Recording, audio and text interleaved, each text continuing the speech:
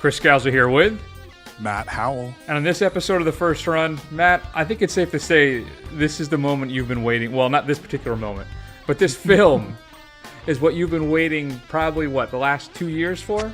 Right? I mean, this has been it. This is Star Wars The Force Awakens. Episode 7 is now upon us. It's been released. It's done reasonably good box office business since it's been out. It's made a few ducats. I mean, it's a little disappointing, but it's made a little bit of money. So we're going to talk a little bit about that. Now we're going to stage this a little differently. We're going to talk generally non-spoiler-esque about Star Wars The Force Awakens in the beginning. We'll tell you a couple of films coming out in Blu-ray and DVD that interested me. And then we'll do, instead of doing a separate show, we're going to do a spoiler final segment where we're going to rank our 5 favorite moments from the new film. And then we're just going to also get into all the spoilers, all the information you really want to know about the film. So that way, and as always, there'll be a timestamp on the website and on the podcast itself. So you'll know exactly when that starts, and we'll tell you, of course. So first off, though, let's just dive in. First, let's hear a clip, though. Star Wars The Force Awakens.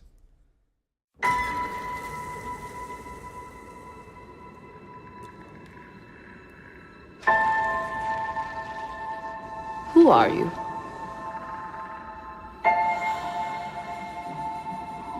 I'm no one.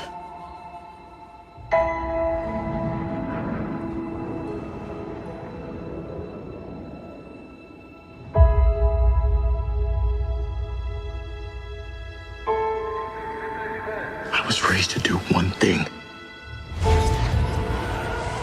but I've got nothing to fight for.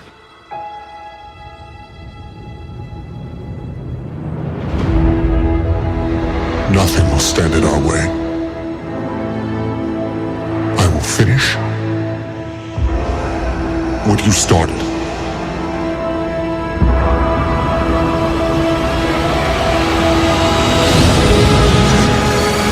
There are stories about what happened. It's true.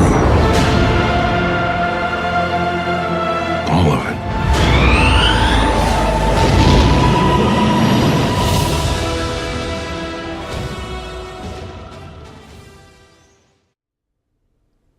Matt, I feel that you are a larger Star Wars fan than I.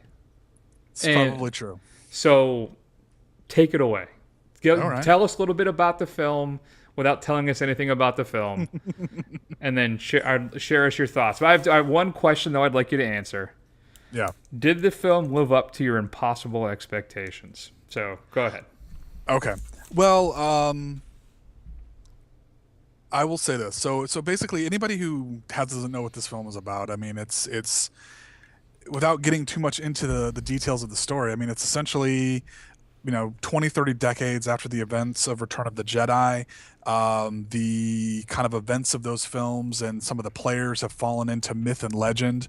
And it follows the story of a stormtrooper who defects or deserts his post, Finn, and he crash lands on a desert planet and runs into a young woman named Rey. And they together flee the new version of the Empire and kind of go on a trek to find Luke Skywalker with the information that's in a BB-8 ball droid that says apparently where he is, which is what the Empire is looking for. So that's it in a nutshell. I mean,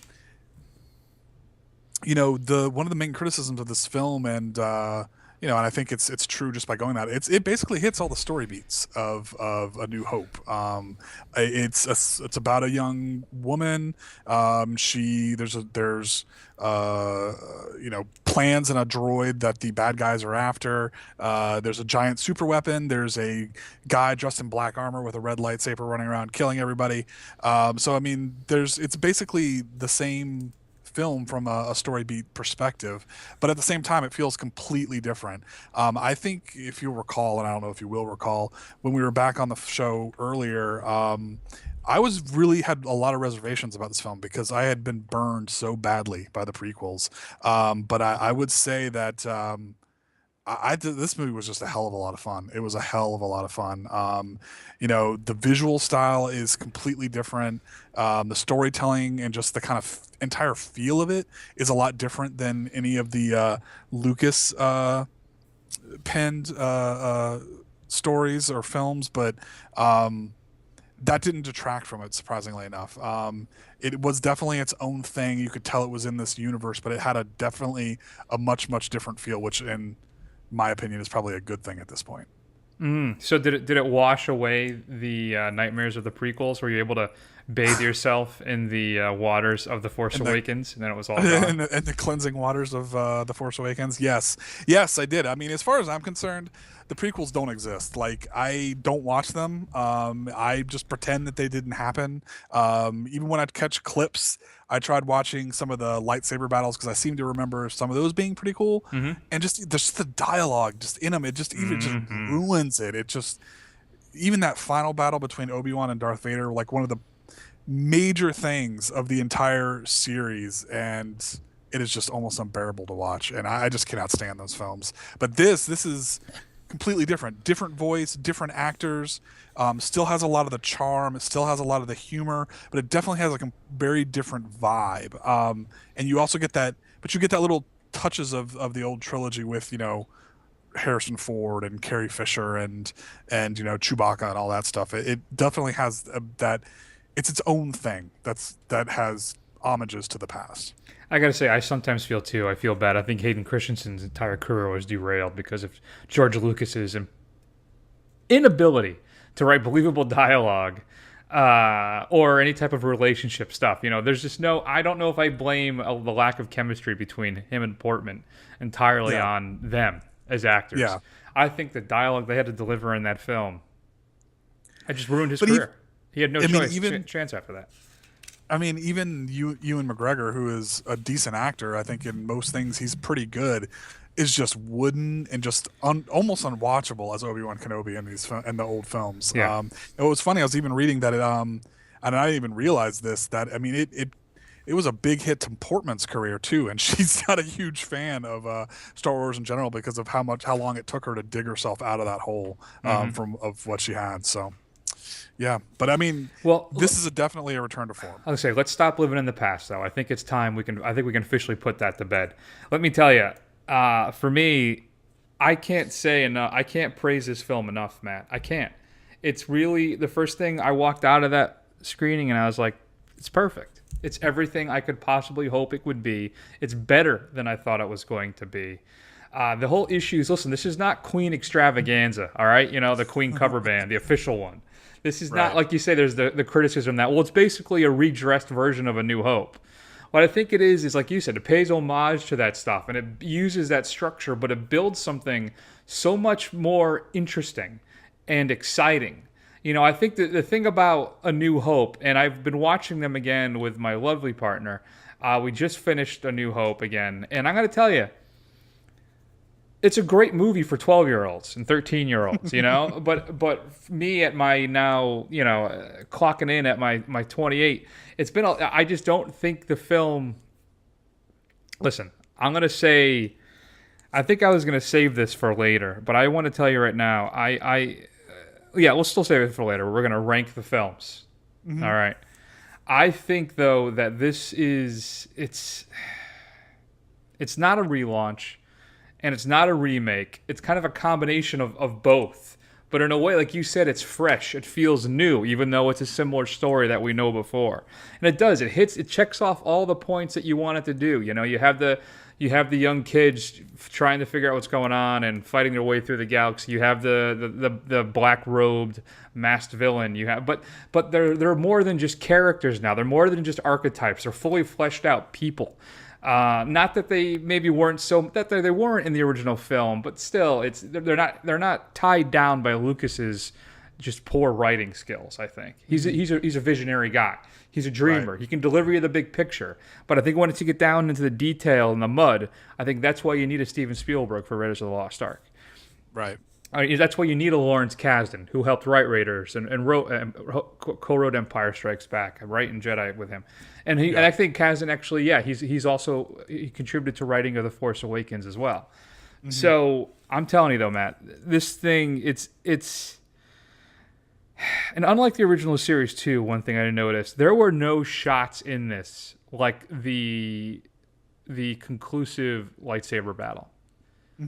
Now, I'm not going to get into details until later on, but the fight scene at the end of this film, there is not a single shot in any other one of the films that is as beautifully done as that fight is. I was watching, my breath was almost taken away by the use of color and light in that final scene. Not the final, but that scenes. I was just blown away by. I can't think of a single thing as gorgeous as that in any of the previous films. And another thing too about the humor, I actually think this film is much funnier than any other films. I think that it doesn't feel as forced. I think what keeps the humor alive so much in the original trilogy is the fact that it's Harrison Ford doing the best he can with those lines. You know, Right. It's R2-D2. In this place now we have BB-8, who is a fantastic step in for R2-D2. I think he's going to have his own legion of fans, just like R2 did. So, is it BB-8 or BB-9? Am I messing that up? BB-8. It's BB-8. So, I don't know. I just think it's absolutely fantastic. Everybody loves Darth Vader and the whole mysterious villain thing. As a fleshed out villain, I almost think Ren is more interesting. Darth Vader is kind of more of a force of nature, but Kylo Ren, there's more going on underneath that. You know, his reactions to things. You know, when he has these temper tantrums. When things don't go his way, his journey throughout this film, I got to tell you, I'm just as interested in his journey as I am Rey's and Finn's. Yeah. You know, and like I said before, Vader was always kind of more just a force of nature in those movies. Right. So the only question I have for you is we get to see everybody come back, right? We get all the big stars are back for like more or less. We get the new versions of those stars, but more fleshed out. But what about Porkins? What about Porkins? Where's Wedge? We didn't see Wedge either. I'm sorry. That's probably the most horrible thing that Lucas ever did. Is you have the Husky guy's name is Porkins. That sticks with me to this day. As a Husky guy, I think, shopping in the Husky section at JCPenney's, it bothers me. Anyway, I don't know. I think it's an absolutely perfect film. I wouldn't change a thing about it. It does everything perfectly. I gotta come up with a new word. Well, yeah, I mean, I loved it. I thought it was great, but I wouldn't say it was perfect to me, and I think we'll get more into this, but I don't know if you got the sense, but it seemed like there were things missing from it. Like there was a lot of things that they cut out or... Really? Yeah, and there's a couple things I'm going to bring up in the spoilers, but it seemed like there were bits that should have been there that weren't. So maybe we'll get an extended cut at some time. And I've been reading a lot of stuff about this and about how there's action figures and stuff that don't appear in the movie, and they explain why all that is. But he did actually end up cutting out a lot of actual footage. I think the first cut was like 2 hours and 45 minutes or something like that. Wow. Well, could you imagine if this is what they're going to do then? They'll probably release that version like in a year or something, right? Do the extended cut. But they'll release the theatrical cut first, and then they'll release the extended one. No, but I mean like in the theaters. I wouldn't be surprised theaters. if like in 6 months to a year you get the extended cut in the theater as well. Right. And then you get to make another. What are we at right now? Almost $700 million. This thing's gonna clear $1 billion by this weekend. Yeah. Well, yeah. I mean, I can't even tell you the last time I saw a movie more than once in the theater, and I'm definitely going to see this more than once in the theater. Yeah, I definitely am as well. And I think it's the highest praise you can give it. Really, this is usually the question is it worth seeing in the theater, wait to DVD, or just skip it? Go see this in the theater. I know. Listen, I was at a Tuesday screening, Matt, at 12:30 for the IMAX 3D packed house. Yeah, I got there 35 minutes early because I wanted to get a good seat in the IMAX, and almost all those seats were taken up. Wow. I was like, I thought that Tuesday at 12:30 I was going to be okay.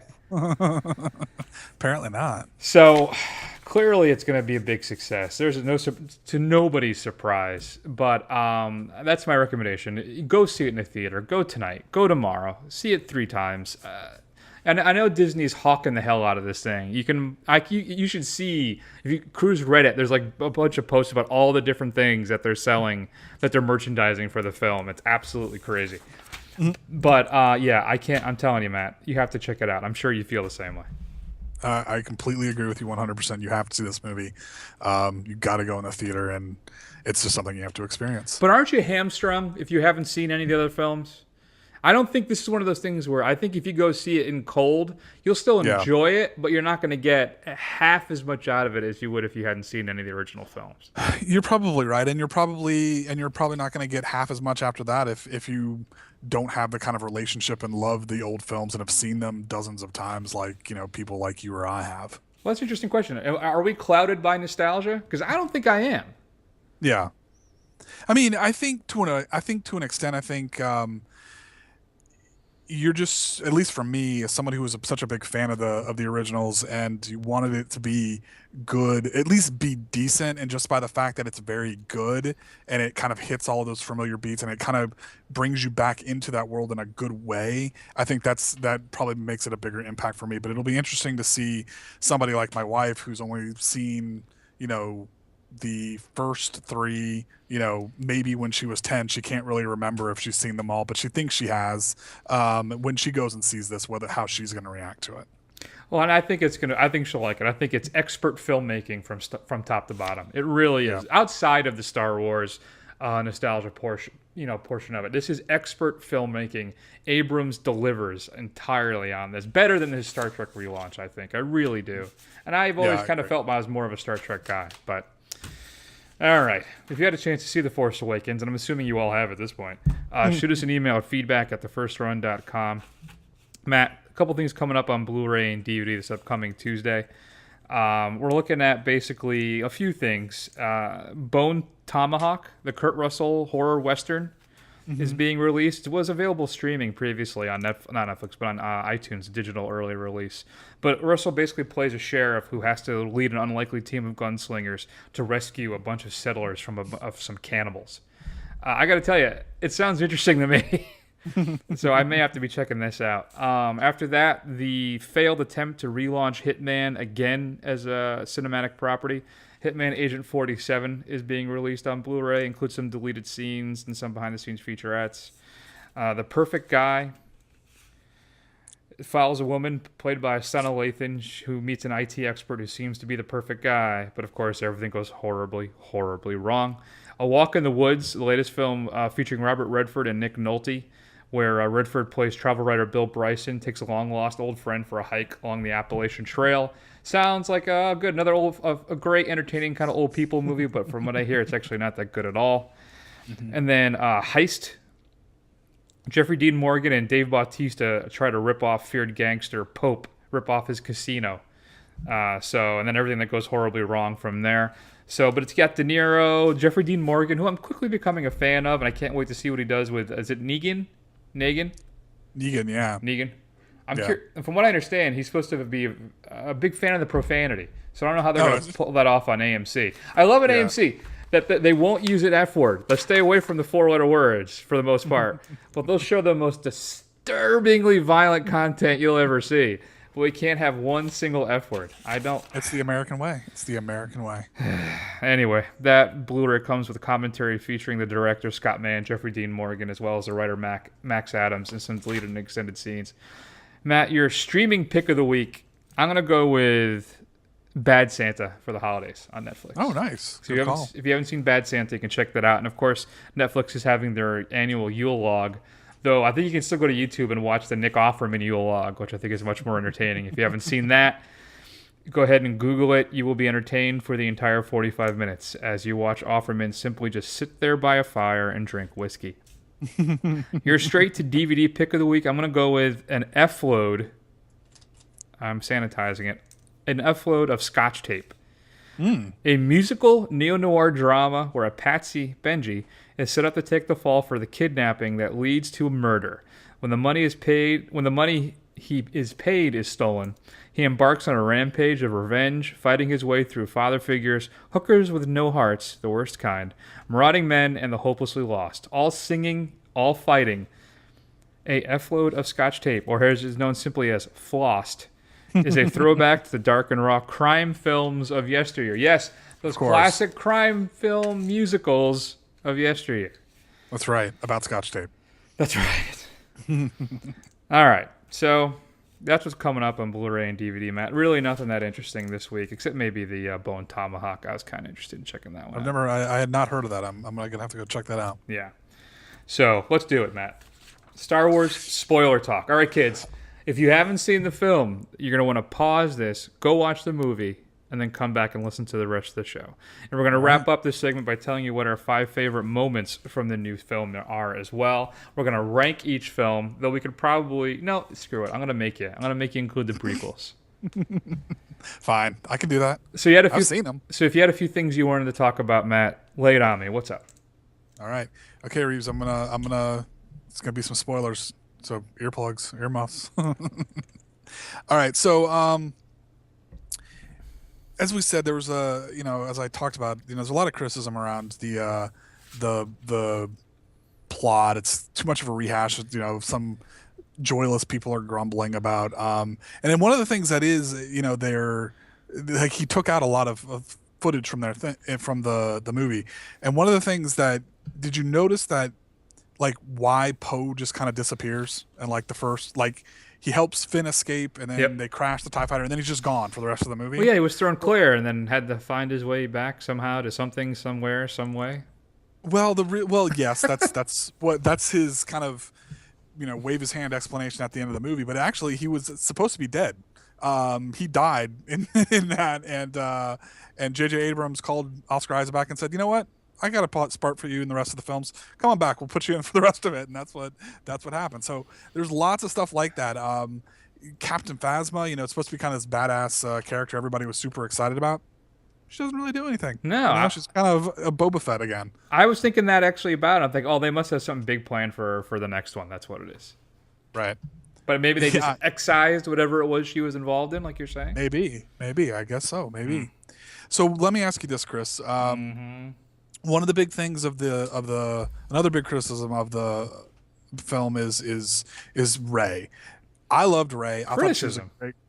She was a great character. I really enjoyed her. I thought Daisy Ridley was great. She really, made you like the character, and she brought a lot of, heart to the role. But one of the things that people are criticizing is that she's basically a Mary Sue. Now, do you know what a Mary Sue is? No. Okay. No. Sounds familiar, but no. Okay, so a Mary Sue comes from fan fiction, and generally it's when there's an author surrogate. Basically, you write yourself into fan fiction. You are a thinly veiled version of yourself, and you're writing yourself into your Star Trek fan fiction, and Spock and Kirk spend the whole thing marveling about how awesome you are and how capable you are and how you're the best thing ever and you're way better than they are. And you have all kinds of crazy powers that fit the story. Since most fan fiction is written by women, these are usually women characters, thus they're called Mary Sues.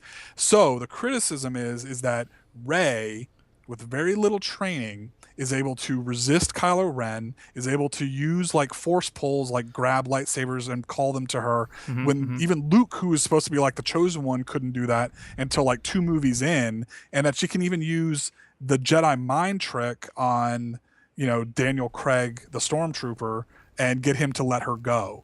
So the criticism is that it's poor characterization, that she's basically this magical, unstoppable force, and that she basically is just going to roll over everybody. So I don't know, but I have some theories as to why that is, but I wanted to get your take on whether you agree with that. No, not at all. I think those are interesting points, but I was trying to figure out, and actually that was one of my little things here too, was the fight between the two of them, between Kylo Ren and Rey, which I'm sure we'll get into. And how she's able to take him down, basically, for not completely, but she's able to hold her own, and how she's able to hold, resist him. And I didn't think it was just this dumb, Deus Ex Machina thing where she can just do it. It's even though she doesn't have the training. My thought was more like maybe she's another Anakin, like maybe she was because Anakin supposedly, thanks to the prequels, was the virgin birth, right? He was the Jesus. He was the Jesus of the Jedi. So I'm wondering if that's her case, or the other theory, what is that? That she's Luke's daughter. Right. Right. Right. I think So, I think we could put to bed the Han Leia daughter thing for Rey, considering the fact that neither of them recognized her in the faintest when they Right. met her. Right. So, Well, I have a theory, and we're going to get to that. okay. We're going to All get right. to that. So Rey's parentage, so obviously, Kylo Ren, obviously this is our spoiler discussion. So he is Han and Leia's son, was trained by Luke. He killed all of Luke's students at the Jedi with the Knights of Ren. And as we talked about in one of our other show, and can we give ourselves a little high five here? Yep. That we were actually pretty right. We were actually pretty close to what we thought was going to happen. And Kylo Ren seems to be an analog to Jason Solo, which is an expanded universe when the novels were out before Disney ditched it all. He was basically Han and Leia's kid, was trained by Luke, turned to the dark side, and became a Darth, and was killed by his twin sister, who was a Jedi, Jaina. So the thinking is that we thought that Jaina was going to be Rey, that she was going to be his twin sister, but Right. as you said, nobody seemed to recognize her. She didn't seem to recognize anybody because when she got ditched, she was 6 years old or something. She would have known what everybody looked like. Yeah. So I have a theory to that, and this is what my theory is: Okay. is that there's another in the expanded universe that Disney scrapped. There was a game called Knights of the Old Republic, and in that, it's basically about one of the first Darths, and I had that game. Did you? Yeah. So I'm thinking that she is going to play a role possibly like Darth Revan. So in that game, a Force user they defeat him, and instead of killing him, they wipe his memory, and they give him basically false memories. So what I'm thinking is that she may actually be, in that scene where they're standing all in the rain, that may not actually be Kylo in that. That may not be Ben Solo in that armor. That may be her in that armor. And that she, he's one of the knights with her, but she was actually the leader. And that's why, and she's like, got crazy force powers. Luke ended up defeating her and wiped her memory and then ditched her off somewhere and then wiped Han and Luke and Kylo's memory so they didn't remember who she was. Then why not do that to Kylo? Well, I think what happened is that either it's not holding or Snoke is breaking down some of his blocks from what that Luke put in there. I don't know. That seems. I don't know if I buy into that. That seems like a bit of a. I don't want to say it feels like a bit of a stretch to me. I don't know. I don't know if that works. I could see, because then why wouldn't Kylo Ren? Oh, that's right. Because you said Luke wiped his memory as well. So why wouldn't he know who she is? Right.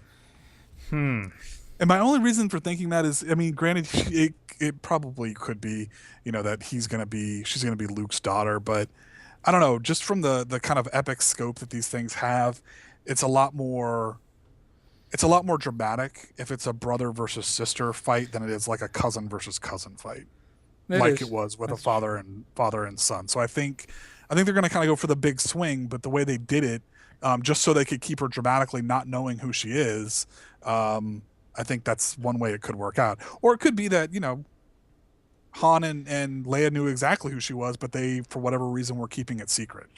Because they're trying to protect her and not let her know who she is, and maybe protect her from Kylo Ren as well. Right. What did you think about the reveals? How do you think about the fact that they didn't keep a secret who Kylo Ren was at all, basically? Yeah. I think about half hour in, you knew who he was. Yeah. What did you think about that? I liked it. I like how they kind of just got it all out of the way. I think if they had his parentage be a mystery and her being a mystery, I think that just would have been too much. And even Finn is a mystery because, granted, while I don't think he's going to end up being a Jedi, like his backstory, where does he come from? How did he break the conditioning? All that kind of stuff. None of that's explained either. I like that too. That Abrams does a bait and switch on us with Finn, because you kind of led, and I know it's because the way the trailers were cut and the poster. I mean, Finn's the one handling the lightsaber, right? So you're led to believe that he's going to be the next Jedi Knight. He's going to be the next, Luke's pupil, whatever you want to call it. But it's not. He's not at all. He's going to be more the Han Solo of the group, and Rey is going to be the Jedi. But I like that bait and switch. That I appreciate it. I loved the reveal. I love that it kind of just came out like there was no like dun dun dun kind of a thing, And I think kind of that was too, out of all the theories and rumors about the film, I felt like that was the most obvious one anyway, that he had to be tied in to the core family group in some way. Right. So I think that was a smart move by Abrams to have it be that Ren is revealed early to be Ben Solo, the boy. So I think that was exceptionally well done. And I love, too, how Abrams handled the mythology, how he really built up the Han Solo and Leia and Luke as these mythological characters, these beings that took down the Empire. But that brings me to my next question for you then. This group, the Order, the First Order, are they... So from what I understand, the Republic still... I mean, the Empire still exists in some planets, right? That the rebellion defeated the Empire, killed the Emperor, but there's still some planets that are loyal, that are still part of the Empire. But so is the First Order just the new name of the Empire? Because they have updated uniforms, they still have the big ships. So I'm assuming that's just what they call themselves now as they're trying to retake their former empire. Right. Is that basically what it is? Yeah, they didn't really explain it in the movie. I read somewhere that the explanation for that was in, again, one of the Star Wars comic books that came after, was they think that they're taking their name from Imperial, or the First Imperial Order, from which was, if the Emperor ever dies, the Empire is to reconsolidate and basically try and strike back and take their, destroy their enemies and make sure that they, keep their power going. So that's what they think. That's what the fanboys think is the actual reason that they're called the First Order. All right, and then the Knights of Ren and Supreme Leader Snoke. Yes. There is no mention of Sith in this film, basically. Right. Yes. And that would be really cool if they went that way, if they decided to come up with some other kinds of Force users, dark Force users, other than the Sith. I think that would be really cool. Because that's what I'm kind of wondering about. Because in the film, Snoke says, now that he's... Well, we'll talk about possibly the biggest moment in the entire film. But Snoke says that Ren is ready for his training. Ready to complete his training.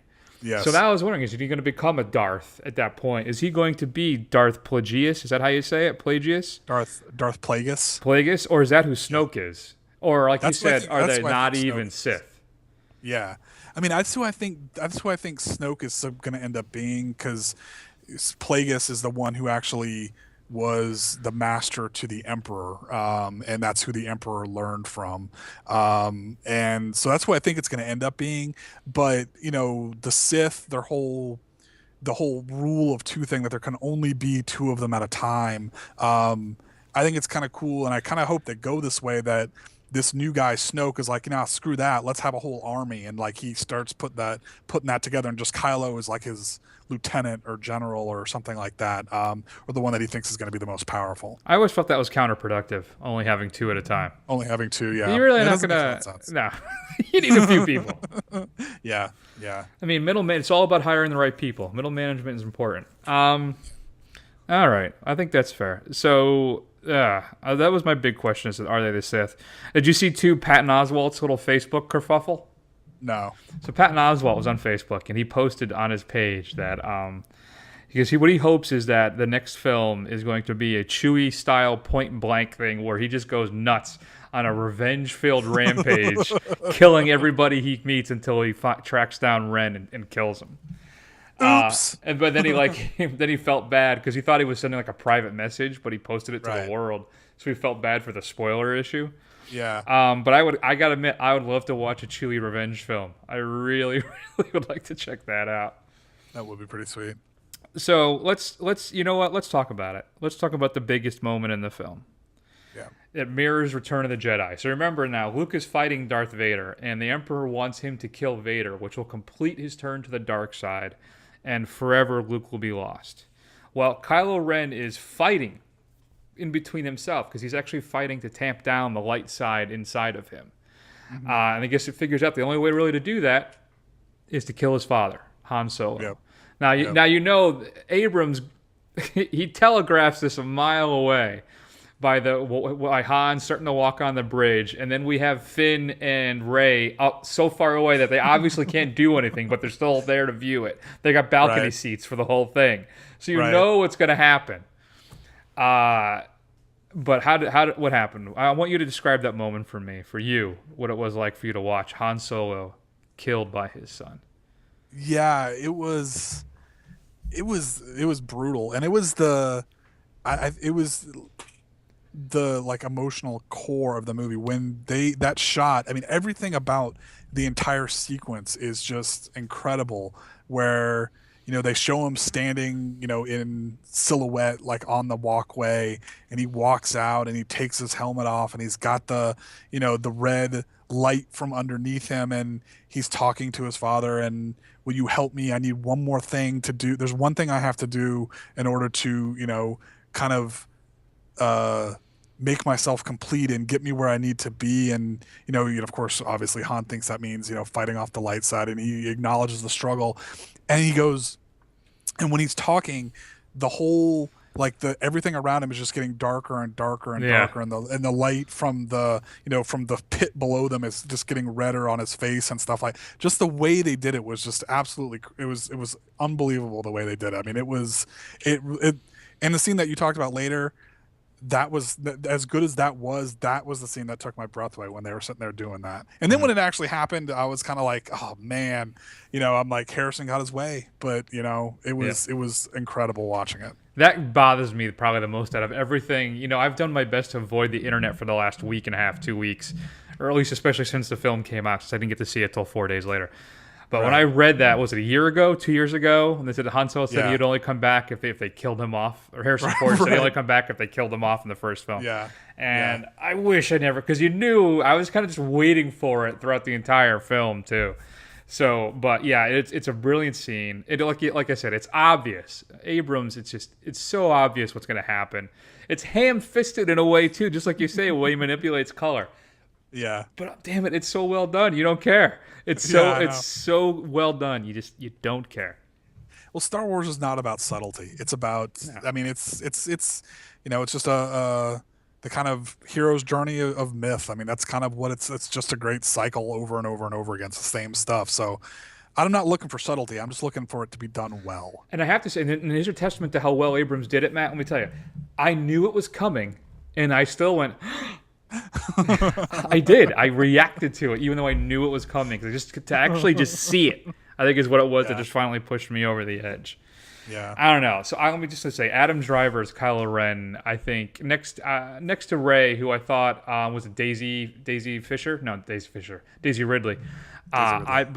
Driver, I thought was absolutely incredible in this film. The way he portrayed Kylo Ren and the internal struggle and how he's clearly immature, trying to figure out who he is in this whole galactic battle and everything, and really just eventually just finally embracing the dark side and totally turning. I don't know. I was just really impressed. And the fact that he's behind a mask the entire time. And how much did you love that he takes off his mask and he's just this normal looking guy? Yeah, he's just like this geeky looking dude. It was fantastic. I mean, the whole thing is they were, and of course, reading this stuff, it's crazy the stuff they just kind of come out and say at this point because J.J. Abrams isn't doing anymore, and it'll be interesting to see if they change anything, but he's like, one of the things is, is Kylo Ren going to be on a redemption arc like Vader, where by the end he's redeemed himself somewhat? I don't want him to be. I want him going all in. No, you want him going all in? I do. Well, and Abrams, he's like in a film, he's like, no, that him doing that was basically means there's no coming back for him as far as I'm concerned. But of course, he's not writing or directing any of the rest of the film, so we'll see what happens. Yeah, plus Anakin killed a bunch of kids, and he got his moment of redemption. He wiped out how many Jedi? Killed all the kids. So I'm sure Ren will have his moment. Yeah, I read, I think just yesterday, that Abrams is now upset that he walked away because he saw what's coming up next. He's like, man, I can't believe I'm not going to be directing that film. It's so good. It's so good.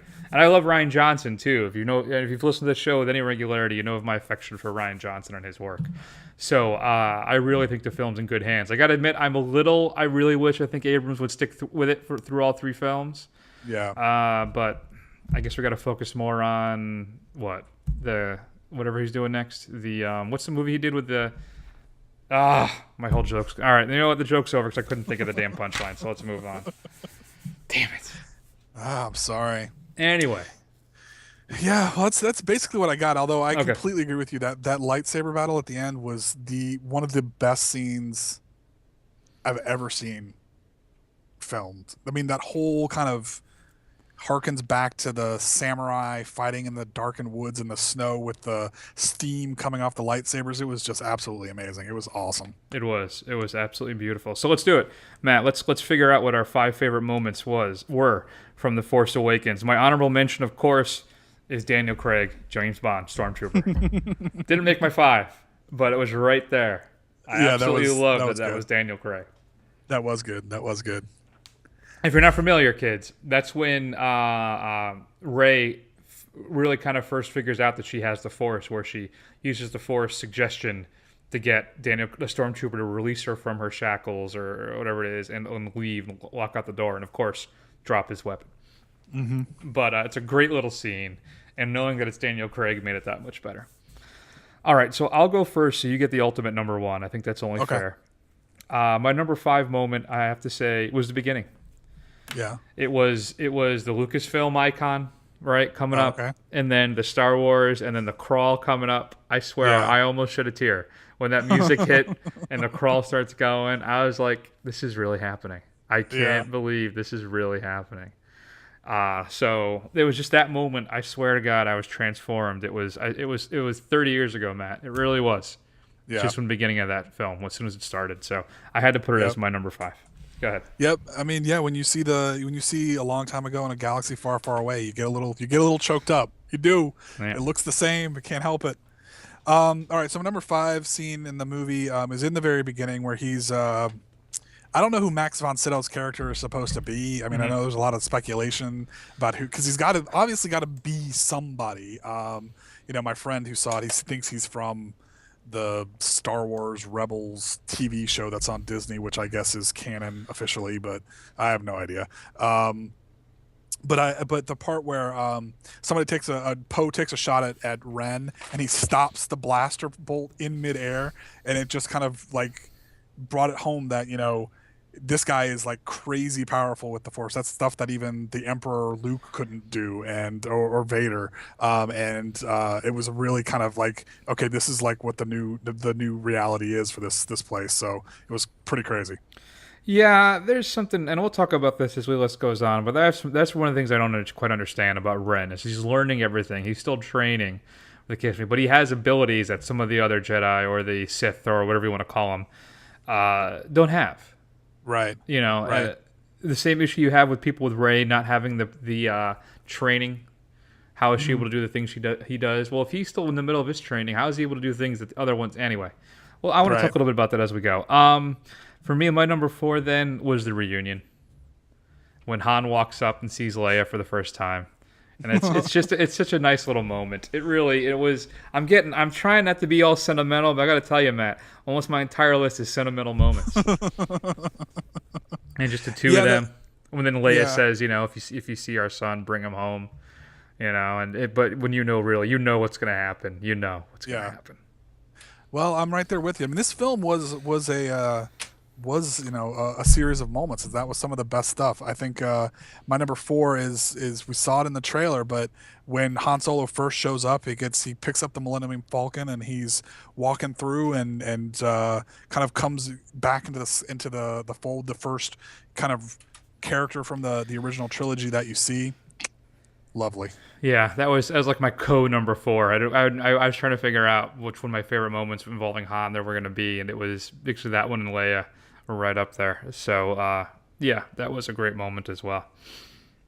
My number 3 is it's so clever and it's so funny, the reveal of the Millennium Falcon. I laughed out loud at that reveal. Because I didn't expect it.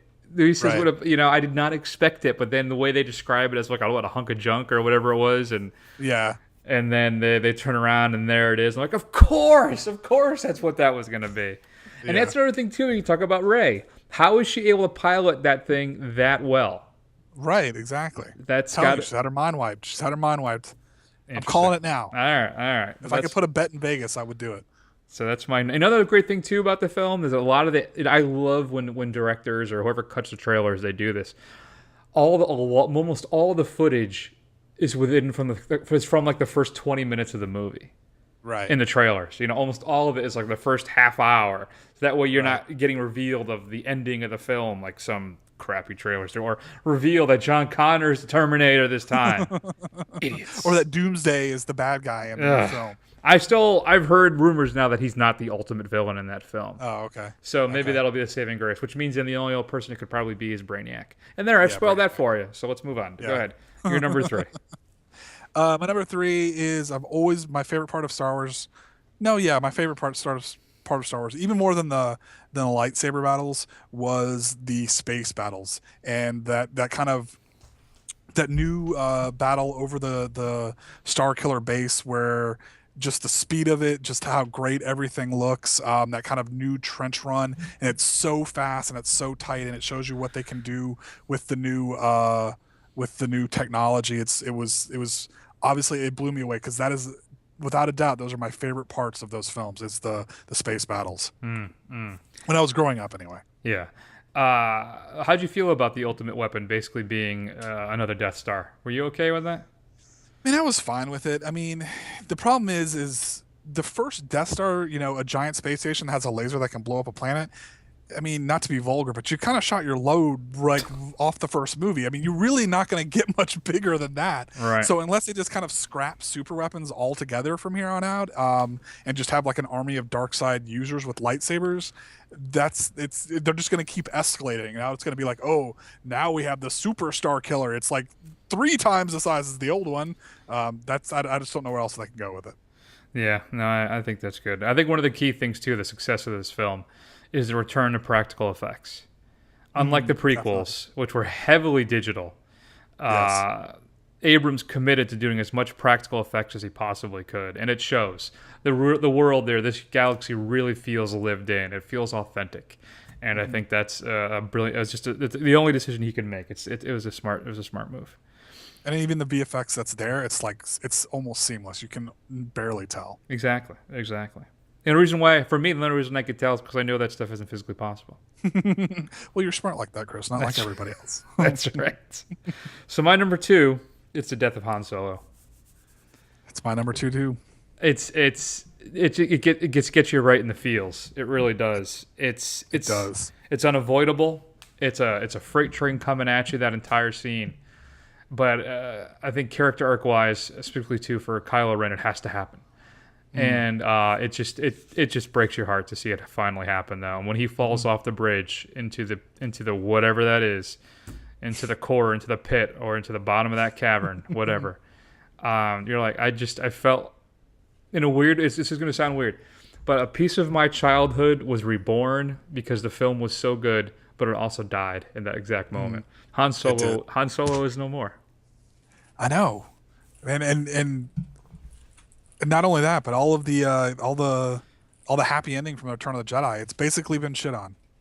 That's true. But you think about it too. Everything went horribly awry after Return of the Jedi. Just like life, man. Yeah, man. God, bumming me out. Thanks, Abrams. It's deep. All right, so I think then we have the same number 1. So go ahead. What is it? The number 1 scene in that film, by hands down, it's the final lightsaber battle between Kylo Ren, Finn, and Rey. Just the way they shot it. And one of the things that, if you go back and you watch the old lightsabers battles, the original ones, they were rotoscoped actually onto the film. The ones in the prequel trilogies, those are all digital effects. This was actually the first time, even though the blade itself is a digital effect, that they actually gave light, you could see it on the surroundings and on the characters' faces. That was never been able to have been done before. And it just that alone, and just kind of the weight to what they're doing. It's not all flashy and twirls like it was in the prequels. It's like, a samurai battle. It's heavy. It's contact. It's, the snow and the darkness and the trees. It was just absolutely brilliant. I could sit there and watch that probably every day and not get tired of it. I agree. And that's for me the key too. When you say your favorite scenes are the space battles, for me, it's always been the lightsaber fights. And that's why it's always been difficult for me, because a lot of times they're underwhelming. I think the greatest thing about the prequel trilogy is the lightsaber battle between Qui-Gon Jinn and Darth Maul. I think is a highlight of that entire film. And for me, this is the best of them. I think this Yeah. is the best lightsaber battle I've seen in any of the films. You're entirely right. The battle fighting has heft. It's got weight to it. They're able to project the reflections of the lightsaber and how they interact also with the surroundings around them. Absolutely just incredible. It's one of the most beautiful scenes I've ever seen. The way they shot it, the way they lit it, the use of color, as I said before. Absolutely incredible. And my breath was taken away by how incredibly well done that final climactic fight scene was. I can't, or like you said, I could watch it every day. And when I think about what I want to see again in this film, that's the first thing that pops in my head, is I want to watch that again, even just for that final fight scene. Yeah. I can't I wait agree. to see what they have left for us. I'm really excited about that. I know, and we've only got. It's not even 2 years at this point that we got to wait. That's crazy. That it's going to be that quick of a turnaround. And we get something else next year. Yeah, it was Rogue Squadron. That's next year, right? Yeah, Rogue One. Rogue One, excuse me. Yeah. So- Duh. I can't believe I made that mistake. All right, so I think that list makes sense. I don't know. Yeah, no. Kylo Ren versus Rey versus Finn. Absolutely great. So rank them for me, Matt. What do you got? All right, so the Phantom Menace is the worst, and I know a lot of people think Attack of the Clones is worse, but I cannot stand Jake Lloyd at all. Like, he is like nails on a chalkboard for me. So Now that's that number is pod racing. one. That is woohoo. Poor kid. Those were the exclamations were the worst out of Yes, all they of were them so too. bad. And I wonder how many takes they did too, and if that was the best one.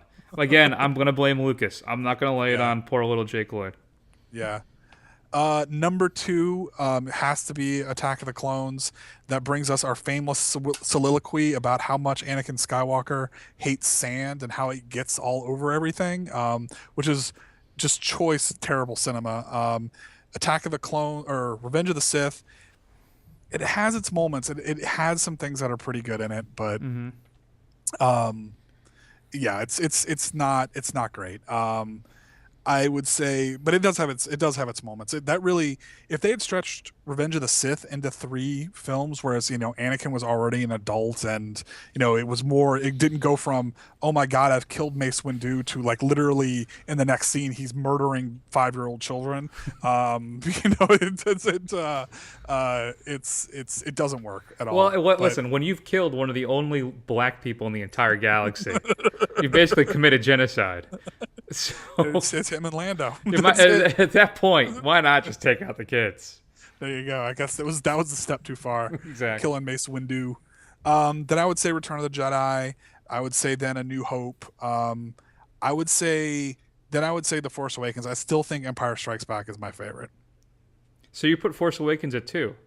Yeah, I would put it at 2. Let me tell you something. That's my exact list. I think it? that's interesting too, because I think everybody's been hedging their bets. They've been going Empire, New Hope, Force Awakens. No, kids. Let me tell you. That's nostalgia messing with you. F nostalgia. That's a bold statement coming from you. Because... I know. Seriously. That's also a little Pulp Fiction too. Anyway, let me tell you, this is a better film than than A New Hope. It is. It plainly is. I know. I think the issue with A New Hope is that it captured your imagination as a child. But if you were to watch it today, which I did, literally, it's fine. It's good. It's entertaining. But I'm telling you, The Force Awakens is a film. All right, it's just a better movie.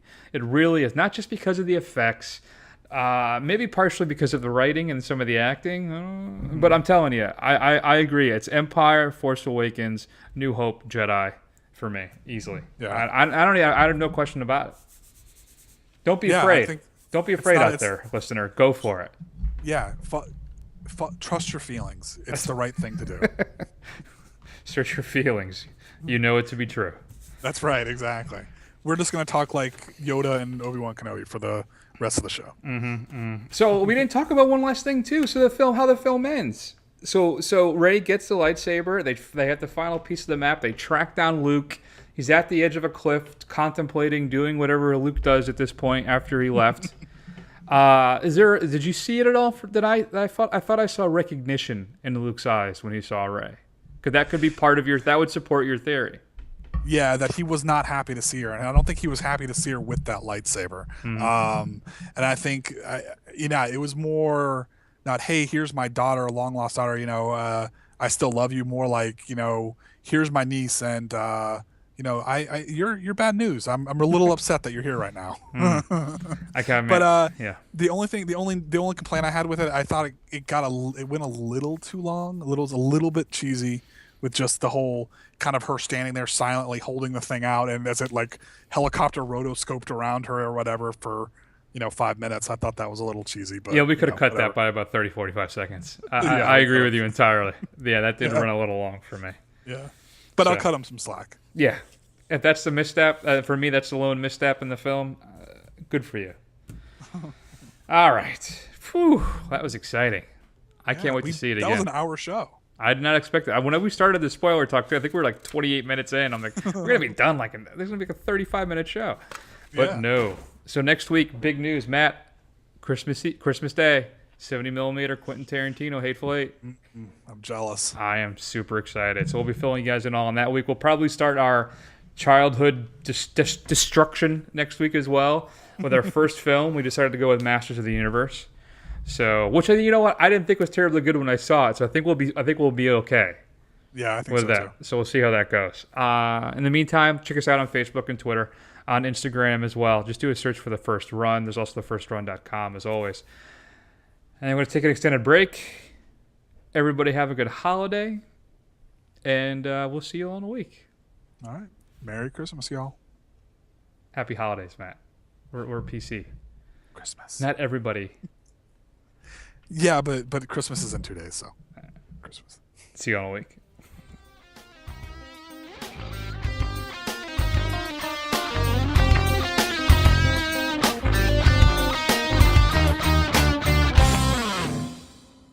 How'd you get sick? I loved a woman who wasn't clean. Mrs. Santa? No, it was her sister.